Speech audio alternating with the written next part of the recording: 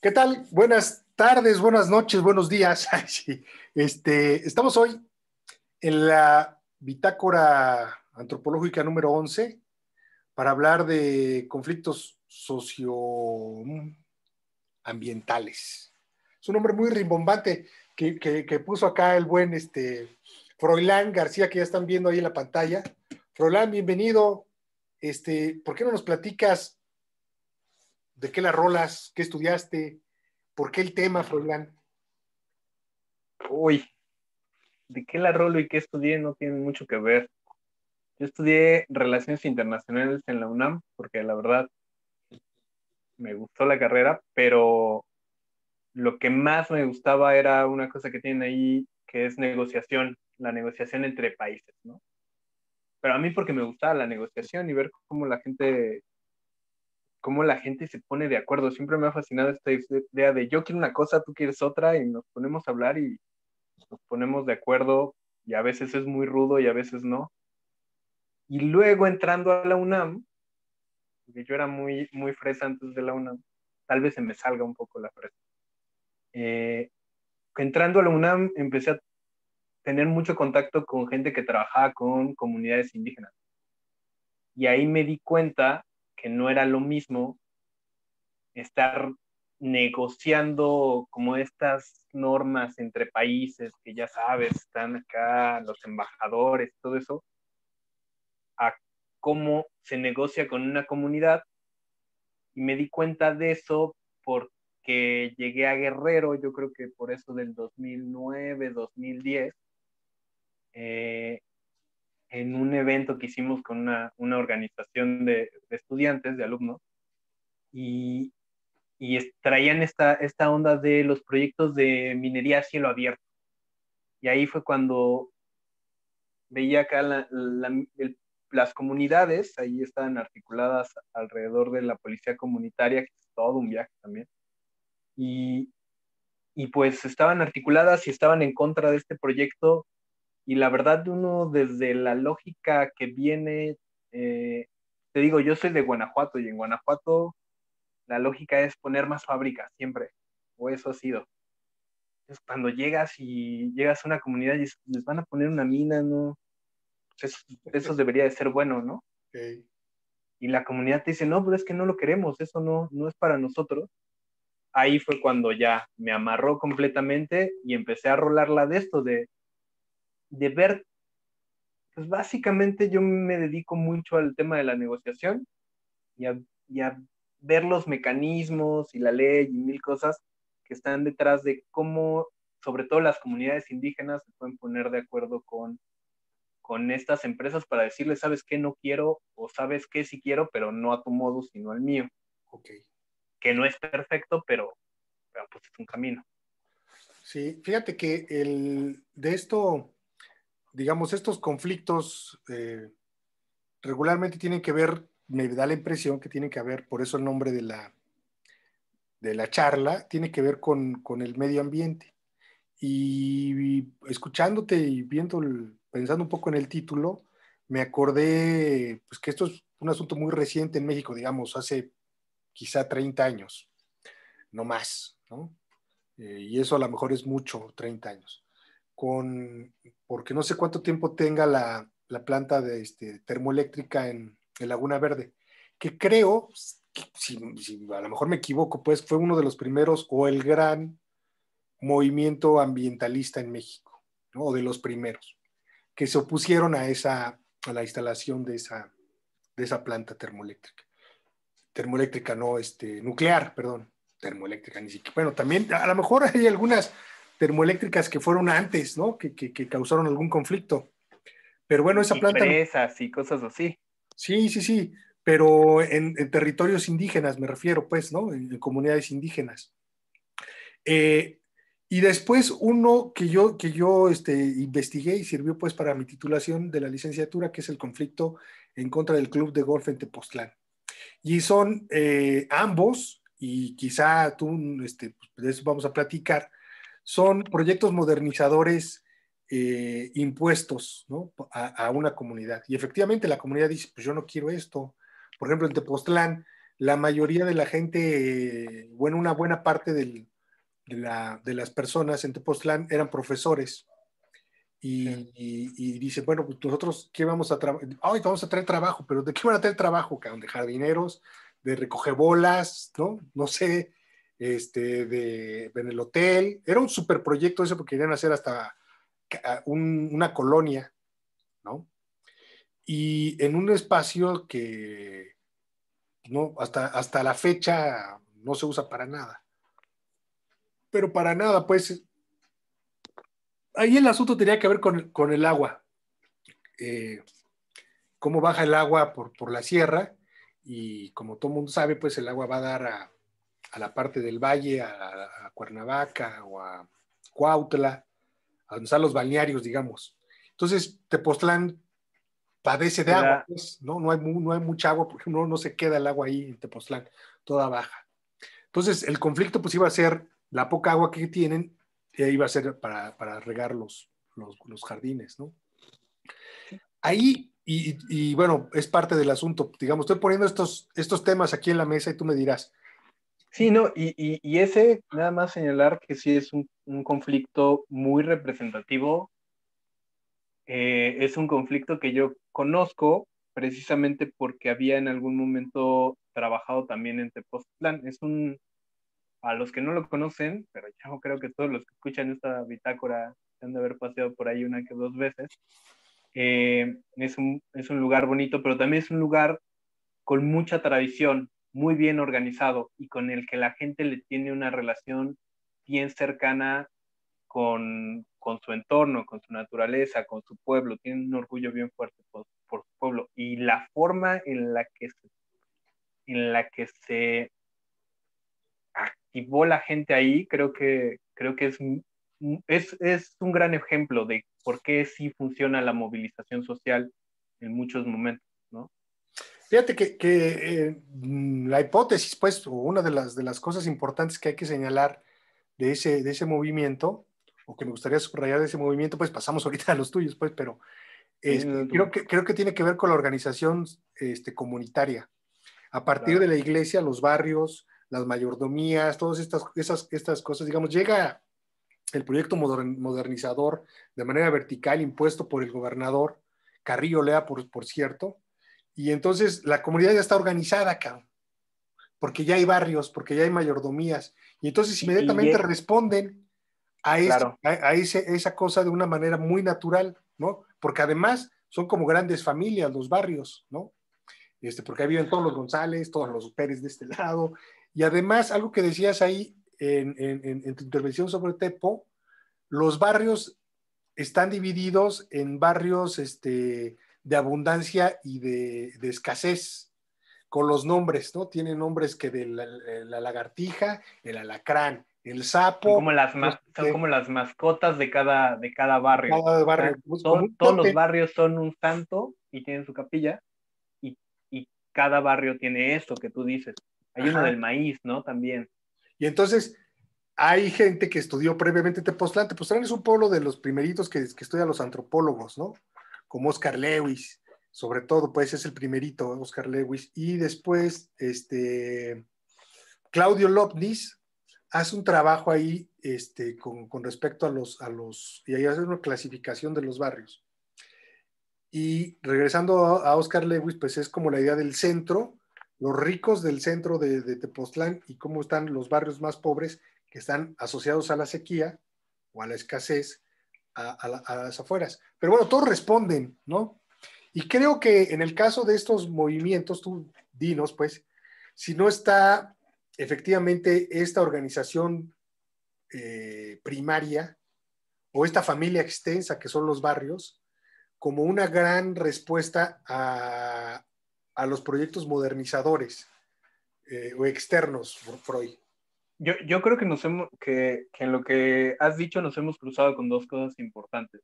Una es eh, el territorio, porque le llamamos conflictos socioambientales porque se oye mucho más Rimbombante. específico y rimbombante porque a veces hay que hacerlo, pero es el territorio y el territorio tiene funciones dentro, ahí ya me voy a ver muy tiene unas funciones en la reproducción del capital, ¿no? Hay que decirlo. No, está bien. Ahí. Y por el otro lado también tiene unas funciones en la cosmovisión de la gente. Y a veces eso no se acomoda, y ese es como el primer tipo de conflicto que todos ubicamos, es un conflicto de valores. Para mí, este pedazo de tierra vale porque implica mi conexión con mis antepasados, implica mi sustento, implica que me levanto por la mañana y lo veo y digo, ah, qué bonito, hasta eso. Es mi historia, ¿no? O sea, es ahí Claro, efectivamente. Fíjate que me hiciste recordar también uno de muy singular, digamos, donde se ejemplifica esto que dices del territorio, creo que es el que hubo contra el primer aeropuerto en el Atenco. de Fox, En claro, es, Atenco. uf, sí, sí, Ahí sí. creo que el tema era ese, pues, el territorio. Y al igual que Tepoztlán, son tierras que no son productivas, digamos, ¿no? O sea, ellos no las aprovechan, son ejidales y no son aprovechadas por los ejidatarios porque son inútiles. Pues, bueno, en el caso de La, Tepoztlán, la gente no las está sembrando, pero eso no significa que no sean útiles. Son así es. útiles dentro de una serie de... Eso es lo que mm, en el esquema eh, capitalista son inútiles. Oye, pues ahí la tienes, tú decías, pues ahí la tienes, ¿por qué no te pones a trabajarla, no? ¿Por qué no construyes un puestecito? ¿Por qué no construyes algo? Porque en la lógica de la empresa, el territorio sirve para generar Generar más dinero. riqueza. Exacto. Sí, sí, sí. Entonces, Oye, esos son dos valores distintos que ajá. no siempre es difícil encontrarse sin que generen un choque.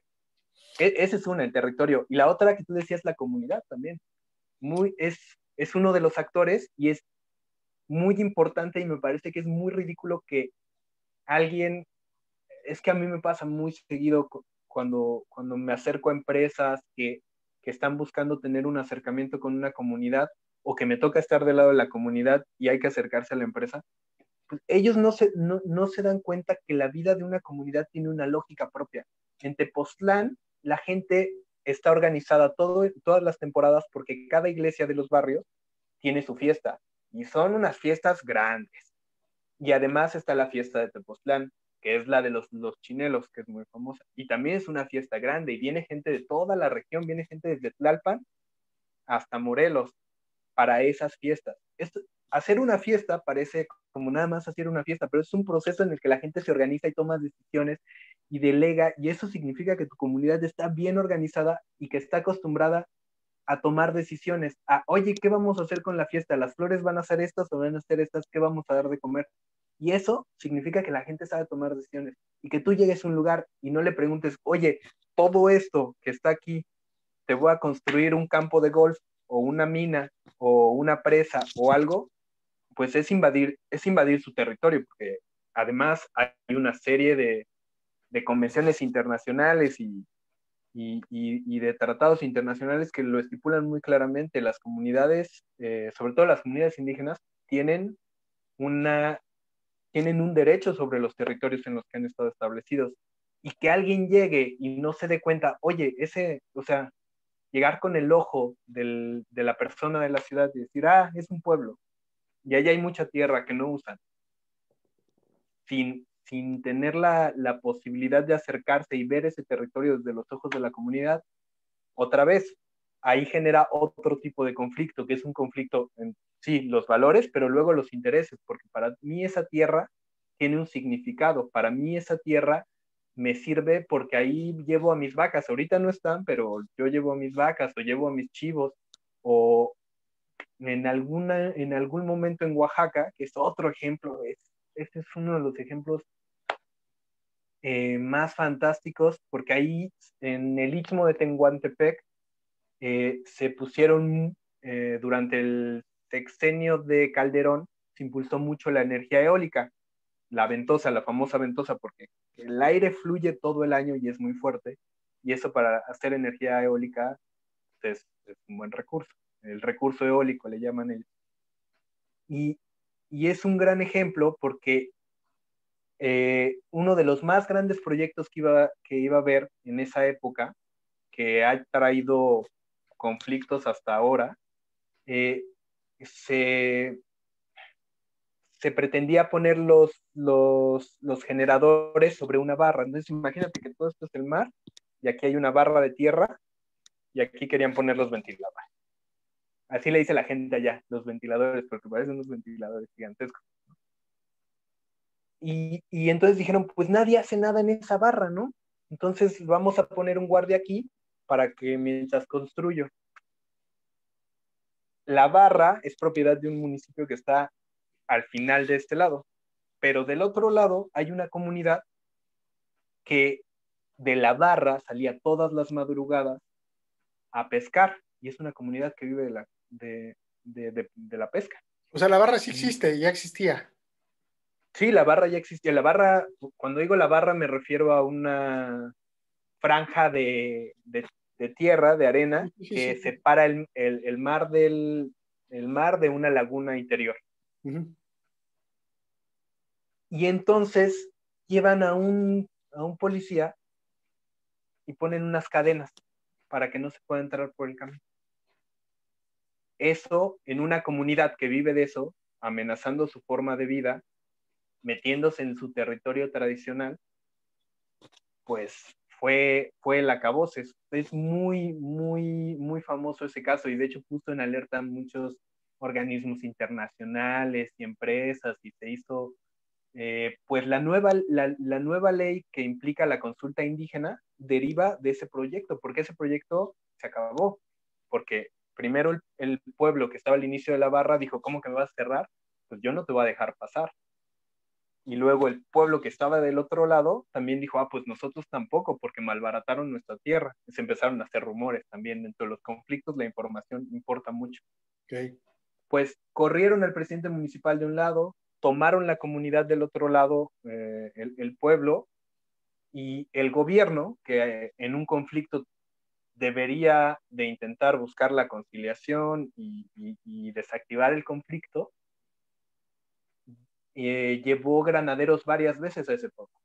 Entonces, cuando a mí me tocó ir a ese pueblo, yo iba bien tranquilo porque dije, ah, no, ya pasó, eso pasó hace un año, no va a pasar nada. Llego a la plaza central y entonces empiezas a ver estos como montículos de piedras en todas las esquinas y luego empiezas a ver así como cajas de refresco apiladas, pero vacías, de esas de cristal. Sí, sí, sí. Y entonces te empiezas a dar cuenta de que no es gratis, son armas. Era una comunidad que estaba armada y tenía sus montones de piedras porque si venían los granaderos les iba a tocar. Y Y tenían sus molotovs. botellas porque iban a hacer sus cócteles Molotov y había barretas en todos lados. Pues es la comunidad defendiéndose.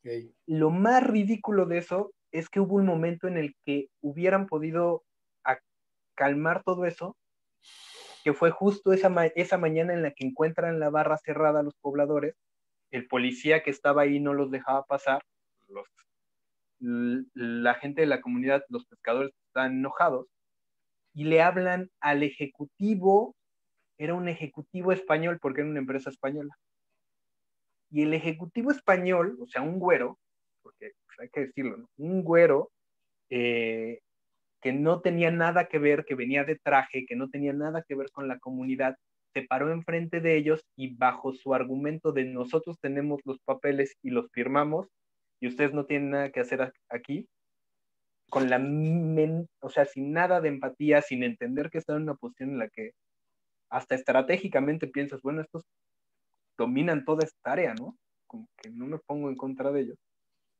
Y en ese momento la gente del pueblo cuenta que lo corrieron, pues lo sacaron, después vinieron los granaderos. Pero esa persona con un poco de sensibilidad sobre lo que estaba pasando con el territorio hubiera podido hacerlo. También hay muchos otros parques eólicos en esa zona, también se cuentan muchos trabajos de parques eólicos que se han parado porque la empresa no entiende que esa piedra, que ellos ven como una piedra, esa piedra tiene un significado para las comunidades, tiene que ver con su forma de relacionarse con el ambiente, tiene que ver con sus mitos locales.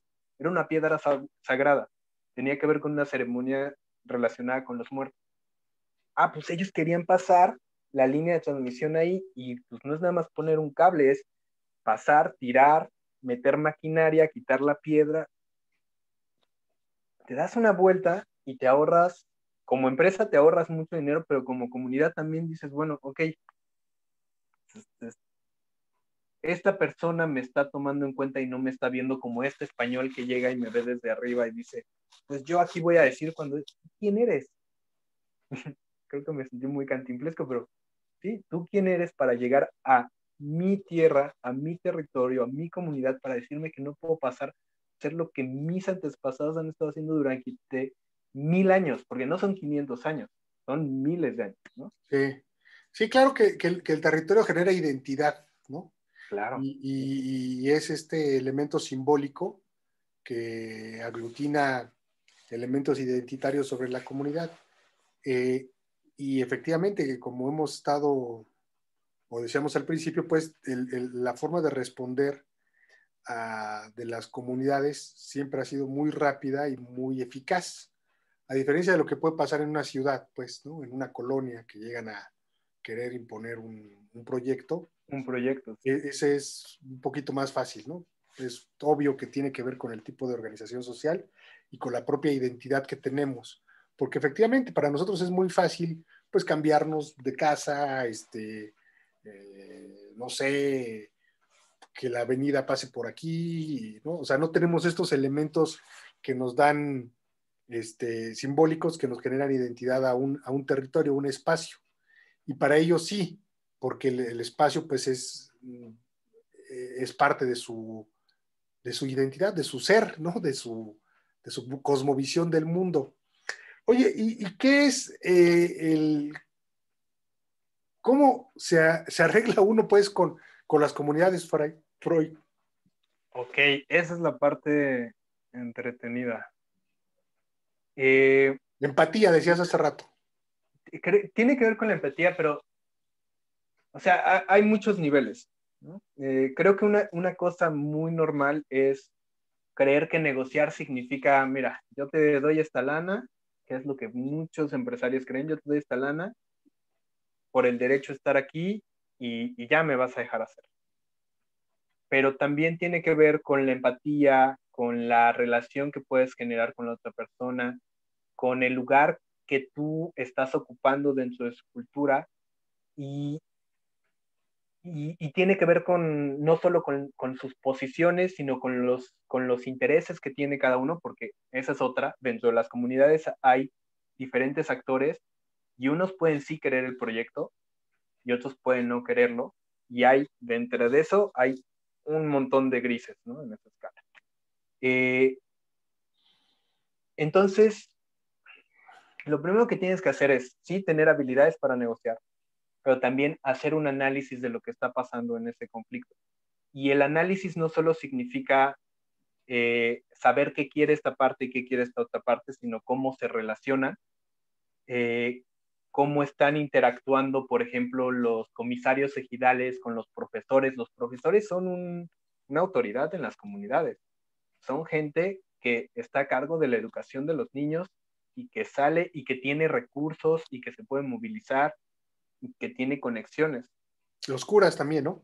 Los curas, la iglesia, el doctor, sí, el doctor también siempre es importante en una comunidad. Entonces tienes que analizar todos estos actores, dónde están a favor, están en contra y por qué están a favor y en contra. Y, y es que quiero decir dos cosas. O sea, Esto es me parece como identificar actores claves. identificas actores claves, pero también identificas temas claves e identificas el nivel de conflictividad. Ok, ¿qué es el nivel de conflictividad?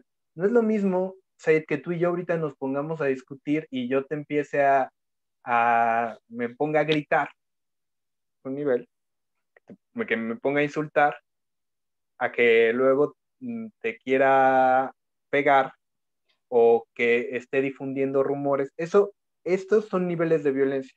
El más alto es claramente un enfrentamiento físico en el que puede haber eh, personas que son lastimadas, violencia física, pero hay otros tipos de violencia. Entonces, para hacer un análisis, tú tienes que ir viendo en dónde te encuentras. Claramente, una persona como yo, que hay muchos profesionales que se dedican a llegar a las comunidades e intentar entender estos problemas, no puedes llegar en el momento más álgido, no puedes llegar en el momento en el que hay barricadas, que cabe destacar que cuando uno es joven toma esas malas decisiones y llega cuando hay barricadas y cuando hay...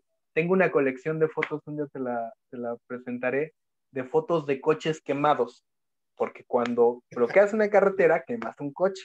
Ajá. Y me ha tocado pasar por coches quemados, menos, pero me ha tocado pasar por coches que pues, ya están calcinados. Si el coche está calcinado, quiere decir que ya está un poquito más abajo la tensión del momento en el que está De quemando. que se quemó, sí. Claramente. Entonces tienes que ver estos niveles de violencia para saber qué puedes ir planteando para que las partes se vayan encontrando, los diferentes actores que vas analizando. Y esto es bien importante. Debido a que hay gente que estudia estos temas de negociación, mucha gente se ha dedicado a venderle el servicio a las empresas de ir y intentar arreglar desde el punto de vista de las empresas para que se haga el proyecto. A veces los gobiernos van con la consigna de que se haga el proyecto e intentan poner de acuerdo a la gente con eso cuando deberían de ser pues, lo más neutrales posible. Y eso también hace que arda Roma. Sí. Hay grupos, y a mí personalmente es lo que más me gusta, y he tenido la oportunidad de hacerlo, que es trabajar desde las comunidades, dotándoles de todas estas herramientas de negociación para que primero se pongan de acuerdo ellos y luego puedan enfrentarse a la empresa y decirle, oye, esto es lo que queremos o no lo queremos con estos argumentos. Hay muchas organizaciones que incluso hacen litigios, o sea, pues buscan defender los derechos de la gente. Hay muchas empresas que van y dicen, oye, el daño ambiental que dice la empresa no va a ser, no nada más, ¿cuál podría ser un ejemplo? Pues en el caso del club de golf, no nada más es poner un club de golf, es sacar un montón de agua para regar el club de golf para que el pasto esté verdecito y es dañar todas estas especies animales y vegetales que hay. Sí. Poner esa información, ese es paso número 1. Piso común de información le llamamos. Que Oye, todos vamos la pero eso es, misma información. eso es lento, ¿no? O sea, eso es un proceso algo lento, pues, ¿no? En un conflicto donde a lo mejor la cosa es de volada. Es que hay tipos de intervenciones. Tú, cuando llegas pensando en el largo plazo. ¿Cómo logro que esto se solucione en el largo plazo? Pero tu primera tarea es reducir las tensiones. Ah, ok. Que la violencia no esté hasta acá, sino que esté acá y se puedan hablar. Lo que tiene que ver con el tiempo es bien importante y es una de las cosas que a mí más me encantan y que más dificultad tengo convenciendo sobre todo al gobierno y a las empresas. Las empresas tienen un tiempo, el tiempo del dinero. Y el tiempo del dinero es así.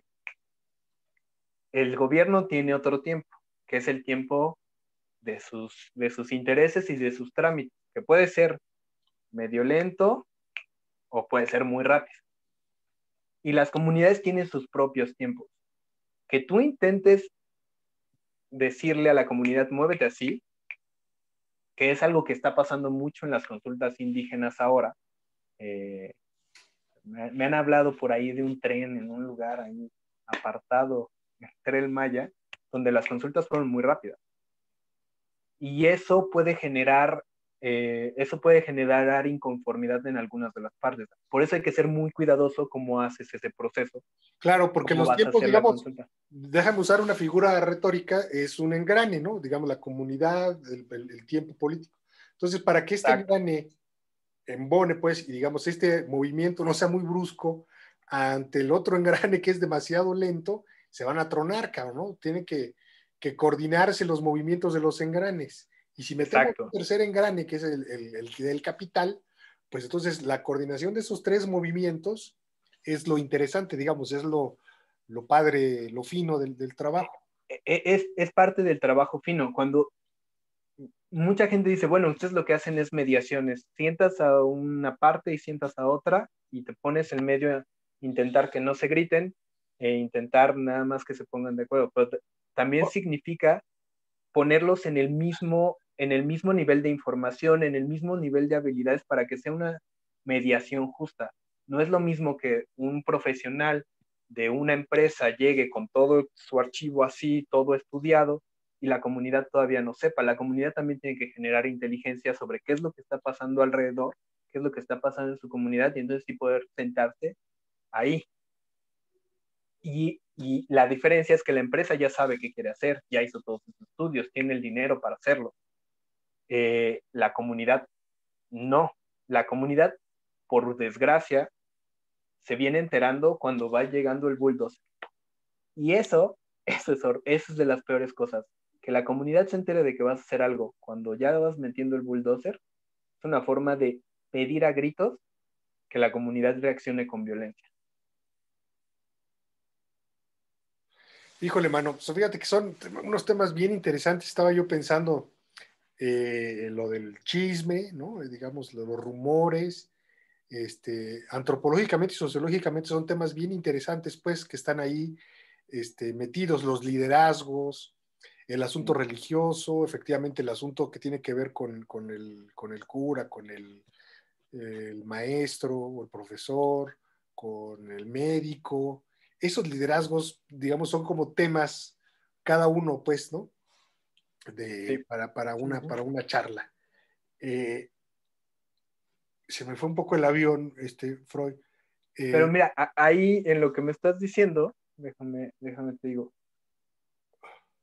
que todos estos actores, obviamente uno que trabaja estos temas los trabaja desde un enfoque de generar paz, de manejar el conflicto para poder generar un ambiente de paz.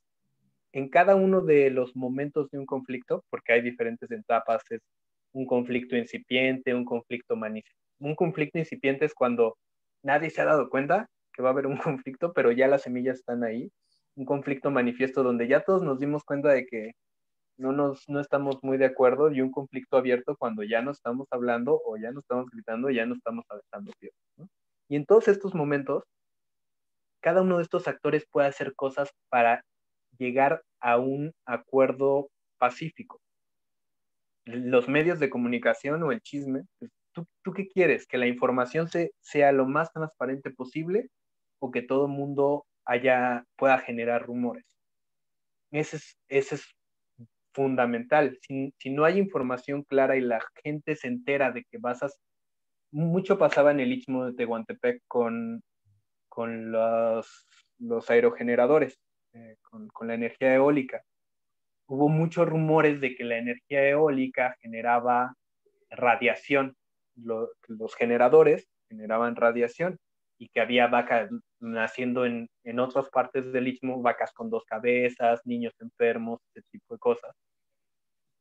Había vacíos de información. Por ejemplo, querían poner estos generadores cerca del mar, pero no sabían cómo le iba a afectar a la vida marina, cómo le iba a afectar a los pescados, al camarón, que es de lo que vive la gente.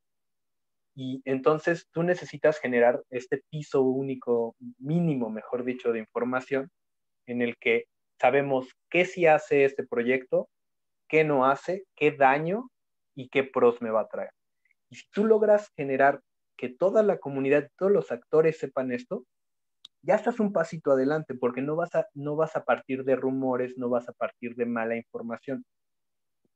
Yo no conozco tan a detalle todas las cuestiones del Tren Maya, por ejemplo. Lo que sí te puedo decir es que hay tantos actores metidos y tantos intereses políticos y comunitarios y de todos lados, que se han generado rumores de todos, y tú ya no sabes cuál es verdad. Y hay comunidades que pueden tomar decisiones basadas en información que no tiene nada que ver con la realidad.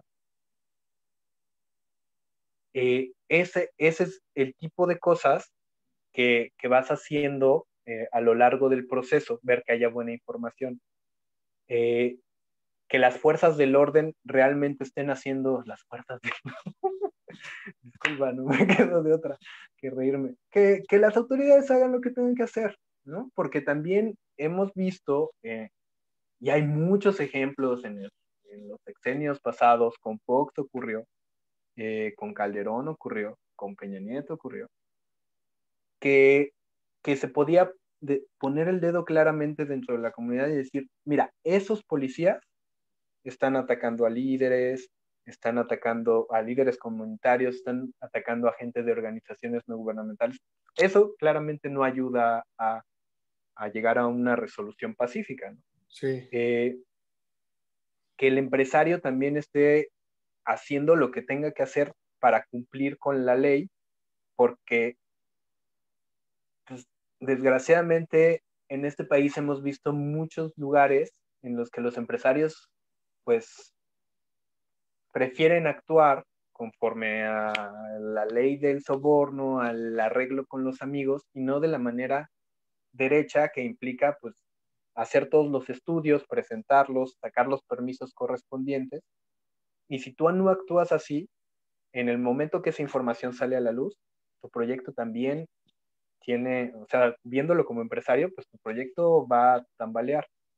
Si tú hiciste todo eso bien y te puedes sentar frente a la comunidad a decir, miren, yo hice todo esto, esto es toda la información que tengo y mi proyecto va a hacer esto, esto y esto.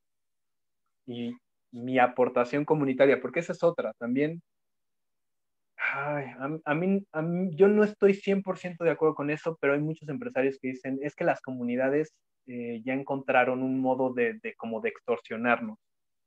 Yo no estoy de acuerdo con eso. Creo que la comunidad tiene un territorio y pone su precio cuando se ponen de acuerdo. Y a ti lo que te toca es colaborar con ellos porque es su territorio. O Es pagarlo como... o no pagarlo, pues es un trato. Exacto.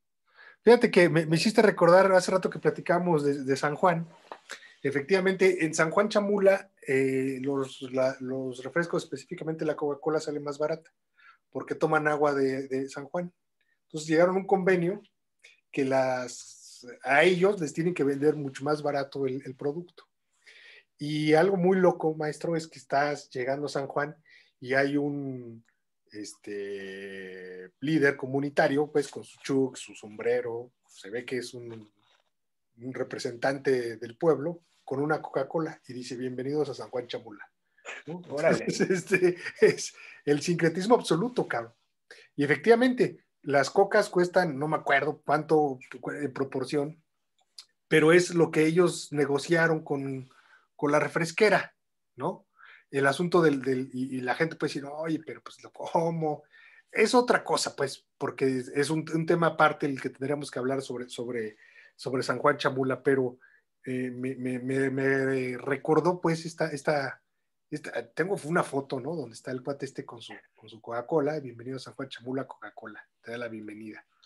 Y ahí es bien importante bueno, a mí me recordó esta cuestión de el acuerdo que haces con la comunidad o el acuerdo que acepta la comunidad. A mí me pasaba mucho al principio que yo veía esto con un enfoque muy, pues, pues muy combativo, tengo que decirlo.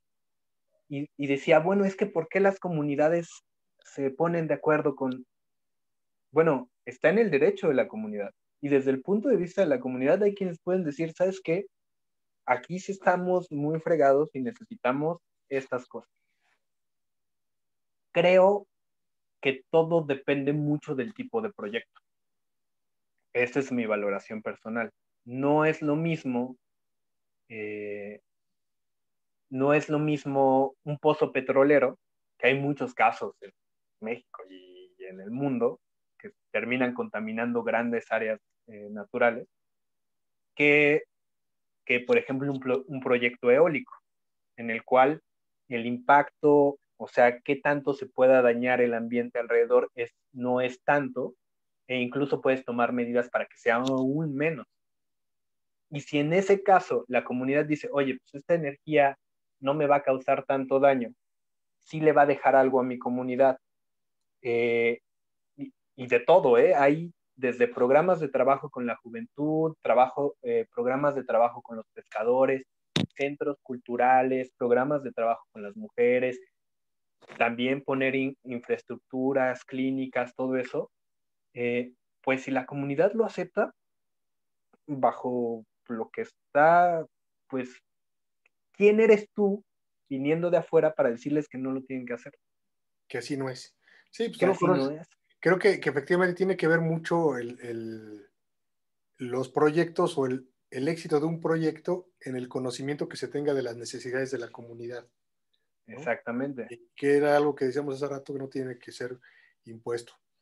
Freud, ¿cómo cerramos esta charla, Freud? Fíjate que se nos fue el tiempo de volada y no podemos hacer No, una pausa para aventarnos dos y ya nos aventamos casi una hora de charla. ok. ¿Cómo cerramos? ¿Cómo podemos cerrar esto? Pues todo lo que hagamos sobre el territorio va a traer impactos positivos y negativos. Y creo que ni siquiera hablamos tanto de lo ambiental como de lo social. Va a traer impactos sociales, va a traer impactos ambientales. Hay formas correctas de hacer las cosas, hay mejores prácticas, se llaman los expertos.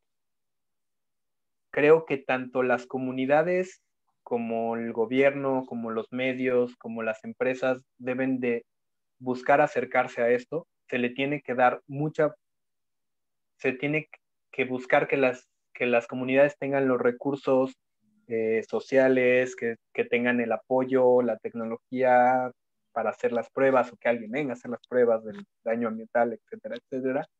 Pero hay formas de hacerlo.